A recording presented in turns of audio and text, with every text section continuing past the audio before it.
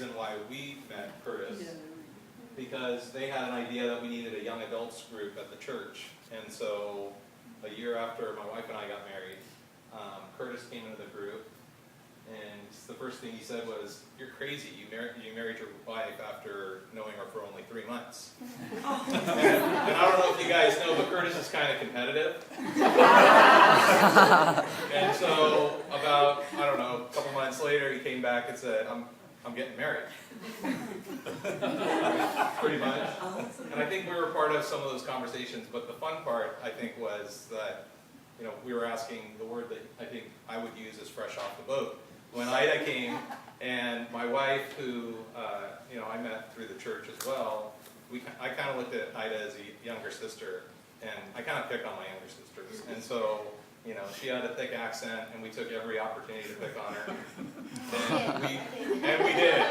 And Curtis would kind of call us ahead of time and say, hey, you know, we're going to get together, and, you know, she's a little sensitive and this and that. I'm like, oh, no problem. And then we'd go right into it. And I think the best experience was Ayda had never been camping before, and my wife and I do a lot of camping, and Curtis doesn't do camping. And we took them, and I just think we just had so many memories. Early on, when you guys were newlyweds, we were all newlyweds together, and we'd go bike riding in Coronado, and we had a great time. And Curtis and I are actually my daughter's godparents, and she's 16 now, so that kind of gives you an indication of how long we've known them. And just great friends, family, and so, you know, you should be saying something because you're a lot funnier than I am. Here, she's on. Okay. And if you don't know, my wife is the entertainer at camp, so it's not I used, my name's Andrea, sorry. The funniest thing I can remember, there are 2 instances. One was when I was pregnant with Samantha, we were at the condo, and it was the first time I'd ever experienced morning sickness. And you're like, are you all right? And I think I made you turn green because I was so sick. I ran to the bathroom and you're so gracious. And I loved it because you always express yourself with true heart. And some things may not come out as being, you know, in the right words. in the right words. And I'll never forget because John was growing his beard at one time, and I remember he said, "Oh, do you like that?" I really didn't mean it. I think I meant it. It looked really good. But I loved it because she's a true friend, and being able to say what she feels, and I appreciate that as a friend. Welcome to the 40.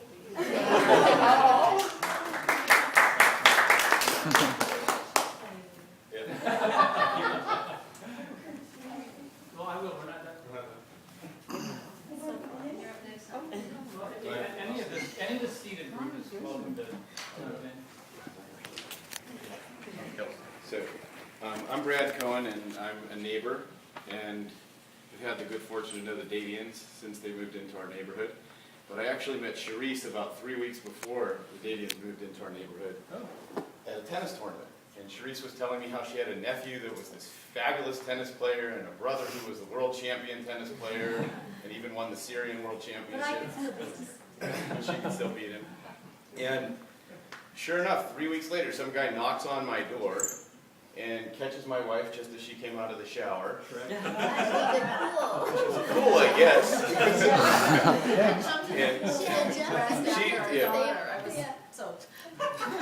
One of our kids was trying to drown the Rob had to save her. So the next thing you know, Curtis is coming by, and Kel and Zachary are playing tennis, and the next thing you know, I have one of my best friends, which is Curtis.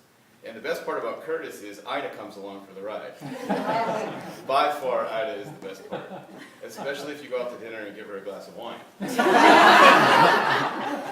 although she's quiet, one glass of Zinfandel, she is done. Anything you want to know is on the table. But more important than that, we've had really great times with the Dadian family. We've had several vacations together. And the Dadians have taught me one of the most important lessons in life, which is if you have a lot of children, which we do and they do, it's much better to travel as a giant pack than two individual packs, because your kids won't kill each other as much in front of the other children. And so that's balanced our families out nicely. And we've had several family trips together skiing, and watching Ayda go overhead in her orange flannel jacket yelling, "What did I do next?" and skis flapping in the air. Deer Valley was a real treat. So we look forward to many more times together, and happy 40th birthday. Ayda. Thank you. Awesome. Thanks, Greg.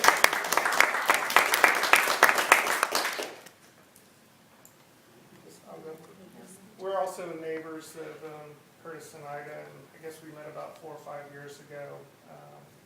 We had the same builder, and they had started building a little before us, and we came over and met them. And then probably didn't talk to them for a couple more years, and Curtis had some needs for an attorney in connection with his business, and I started helping him on a couple of projects and really got to know him better then. In the last couple of years, we've gotten to be good friends, and got to meet Ayda through that. And I found out yesterday, or 2 days ago, that we almost met quite a bit sooner. They went on their first date to George's in '93, and I was like, what time, when in '93? It was March. I said, what day in March? And it was within 2 days when we went on our first date to George's. Same place. Yeah. Same place. Small world. We were all going to plot receipts to see if it was like the same day. Didn't have the receipts, but the idea came There's a couple sitting next to us. Yeah, that's what I was doing. But this is gonna be crazy. Awesome. And this is my wife, Lori. You said it all.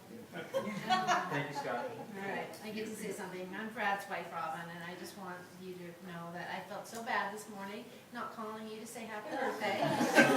But I thought I will blow it, so I'm not going to. And I of would course, do the same. I can't keep a secret. didn't want to let the kids know.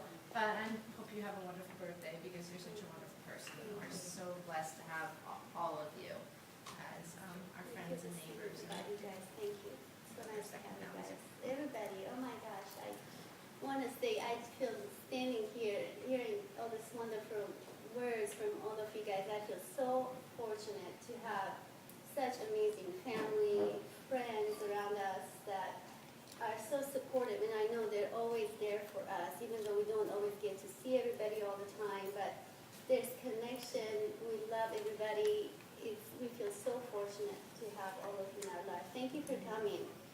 And we are the reason why, Kurt and I are the reason why we're here. Dear Heart, our priest and his wife, they're the one who introduced us. They knew there was a connection there. Go ahead, Steve.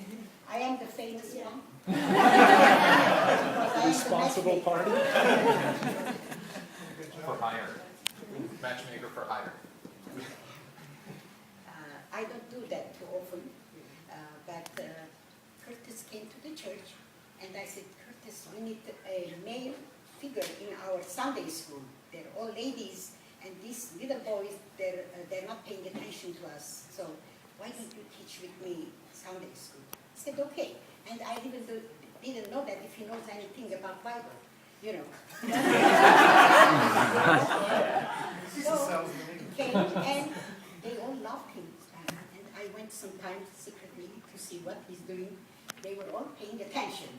So one day I said to Curtis, are you married? No. I'm dating or not, this and that.